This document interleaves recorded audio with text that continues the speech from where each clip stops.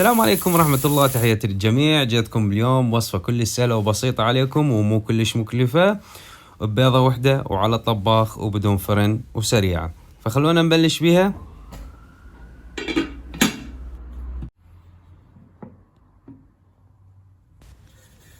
بالبداية راح نبلش نشتغل على الطباخ.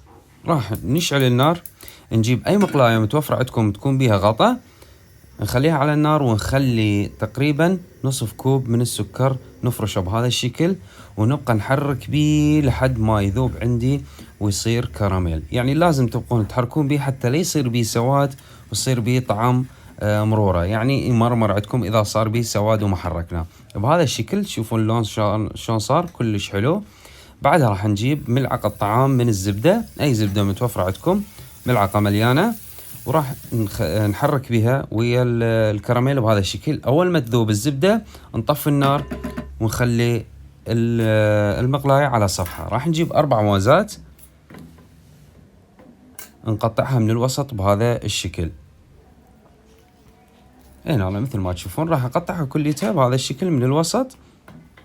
إذا تحبون تسووها شرايح دائرية ماكو أي مشكلة، يعني مو فد مشكلة، عادي تقدرون تسووها شرايح.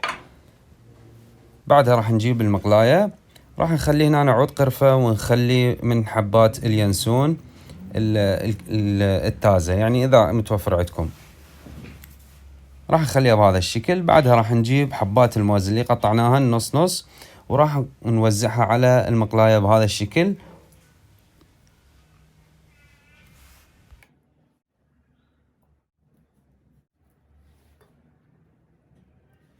بعد ما كملناها هسه راح نبلش نسوي بالخليط. راح نجيب بيضة واحدة ونخليها بالكاسة، ونخلي نصف كوب سكر او كوب الا ربع حسب الكمية اللي انتم تختاروها طبعا، وراح نخفقها بالخفاقة بهذا الشكل.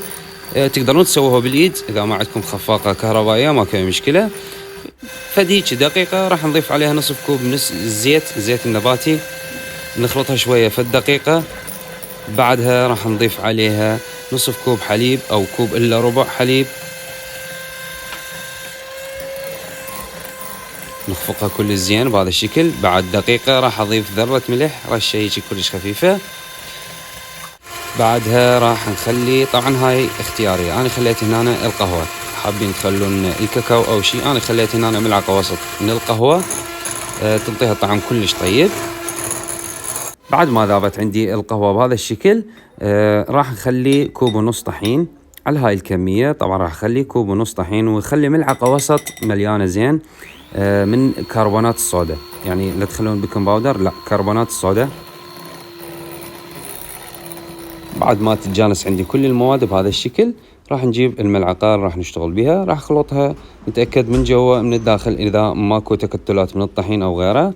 بعدها راح نرجع على الطباخ، لازم تركزون على هاي، انصى نار عندكم لازم تشغلوها على الطباخ وتخلوها على ناصي كلش ناصي، يعني تخلون مشبك او قطعة حديدة تخلوها حتى لا تصير النار مباشرة على المقلاة.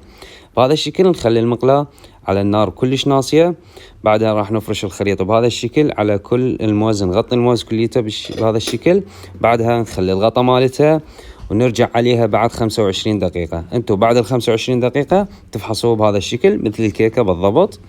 شوفوا اذا ما مستوية تنطوها فد دقيقتين 3 بعد. بعدها راح تخلوها دقيقتين 3 لحد ما تبرد. بعدها راح تقلبوها وبالعافية عليكم. لا تنسونا بصالح دعاكم إذا عجبتكم الوصفة واللايكات والمشاركات، والسلام عليكم ورحمة الله.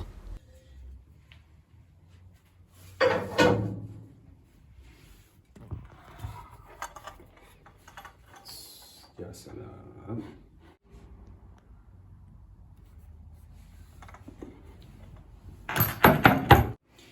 شيل هذا العود، شوف الكراميل اللي عليه، طلع رشة جوز مبروش.